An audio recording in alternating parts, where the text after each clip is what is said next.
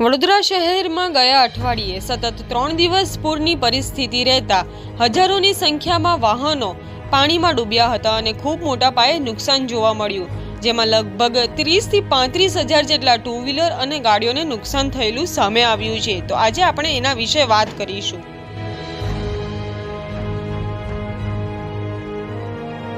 જે આપણે જોઈ રહ્યા છે પરિસ્થિતિ, બરોબર, જે વડોદરામાં દર 5 વર્ષે આવે જ છે, બરોબર। આજે મને વાત છે ત્યારે હું અહીં વડોદરામાં 15 થી 20 વર્ષ થયા છું। 2004માં બી જોયેલું હતું, પછી 14માં બી જોયેલું હતું, 19માં બી જોયેલું હતું ને 24માં બી જોયેલું। પણ આ પરિસ્થિતિને જે આવી છે એને લીધે ઘણા બધા વ્હીકલની વાત કરીએ તો વડોદરામાં લગભગ 15 થી 20 લાખ વ્હીકલ ટુ વ્હીલર્સ છે પર્ટિક્યુલર, બરોબર। ટુ વ્હીલર્સ એટલે તો લોકોની લાઈફ લાઈન છે। તો આ ટુ વ્હીલરમાંના 1 થી 2% ટુ વ્હીલર જે છે એ ઇફેક્ટ થયા છે વધારે પડતા। ઇફેક્ટ તો બધાય થયા છે, પણ વધારે પડતા ઇફેક્ટ આવા ટુ વ્હીલર છે એ થયેલા છે। તો રેગ્યુલર જે અમારો ફ્લો હોય છે એના કરતાં ઓલમોસ્ટ 3-4 ટાઈમ્સ અત્યારના વધી ગયો છે।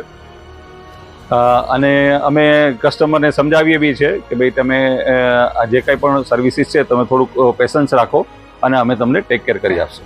હા, અમે અત્યારના એવું નથી કે અમે કોઈ સ્પીડ ફોર્સ ઓલરેડી પોતાની સર્વિસ માટે જાણીતી કંપની છે અને ઓલ ઓવર ઇન્ડિયામાં અમારું ઓલું મોટું નેટવર્ક છે, બરોબર। 350થી વધારે ફ્રેન્ચાઇઝી છે।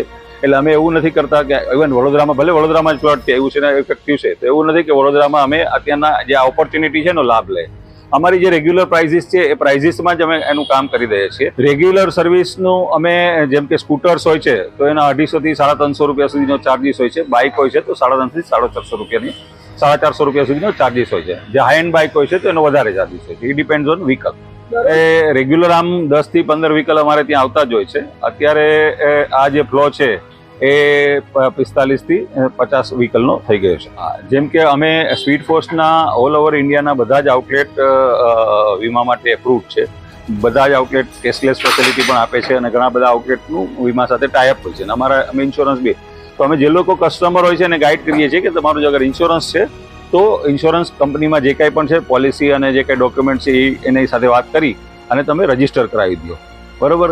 પણ મારે અત્યારે વીમા કંપનીને પણ એક કેવું છે કે એ લોકોએ પોતાની સ્પીડ પણ વધારવી પડશે, કારણ કે આજે ક્યારેક ટુ વ્હીલર છે તો ટુ વ્હીલર માટે અમારા 2-4 કસ્ટમરોને એવો જવાબ મળેલો છે કે તમારું વ્હીકલ, ભલે અમે ક્લેમ રજીસ્ટર કરી લીધો છે, અમે 1 મહિના કે 1.5 મહિના પછી જવાબ આવશે। તો ટુ વ્હીલર વગર 1-1.5 મહિનો કોઈ કસ્ટમર ના જોઈ શકે, રાહ ન જોઈ શકે। ચલો 4 વ્હીલર છે તો એ મેનેજ કરી શકે, પણ ટુ વ્હીલરનો કસ્ટમર આ ના રાહ જોઈ શકે।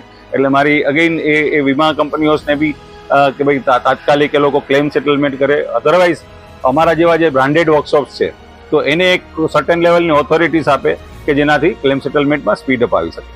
ઓવરઓલ અમે જે નોર્મલ અમે ઓલરેડી, કારણ કે એએમસી કસ્ટમર્સ અને આ રીતના શરૂ કરીએ છીએ એટલે 1-2 દિવસનું વેઇટિંગ હોય જ છે, જે અત્યારે અમારું પુશઅપ થઈને 5 થી 6 દિવસનું વેઇટિંગ ચાલી રહ્યું છે। એક વ્હીકલ રિપેર કેટલા ટાઈમમાં થઈ જતું? એક વ્હીકલ નોર્મલ અમે એક વ્હીકલને ડિપેન્ડ્સ ઓન એની કઈ સર્વિસ છે, બરાબર। નોર્મલ સર્વિસ હોય તો 45 મિનિટથી 1 કલાકમાં અમે એને આપી દેતા હોય છે, જે રેગ્યુલર વ્હીકલ હોય તો। અત્યારે વ્હીકલમાં કામ જ ઘણી વખત જોઈ અને પછી અમે એને લોકોને ટાઈમ આપતા હોય છે। એક વ્હીકલ પાછળ કેટલો લોકોને ખર્ચો થતો હોય? હા, એવરેજ આપ જોવો ને તો વ્હીકલમાં નોર્મલ જે વ્હીકલ હોય છે એમાં રેગ્યુલર જે અમે વાત કરીએ આ ફ્લડ સિવાયની, બરોબર, તો 800 થી 1200 રૂપિયાનું બિલિંગ થતું હોય છે। જે અત્યારના ડિપેન્ડ ઓન વ્હીકલ, કે વ્હીકલ કેટલું પાણીમાં રહેલું છે, પ્લસ વ્હીકલને પાણીમાં રહ્યા પછી, બરોબર, એને કઈ રીતના એનું ઓપરેશન થયેલો છે, યાની ચેક કરવામાં આવેલું છે અથવા તો કઈ રીતના એને ટ્રીટ કરવામાં આવેલું છે, એના ઉપરથી માનો ને કે 1500 થી કરી અને 5-6 હજાર સુધીના બિલ બને છે અત્યારના।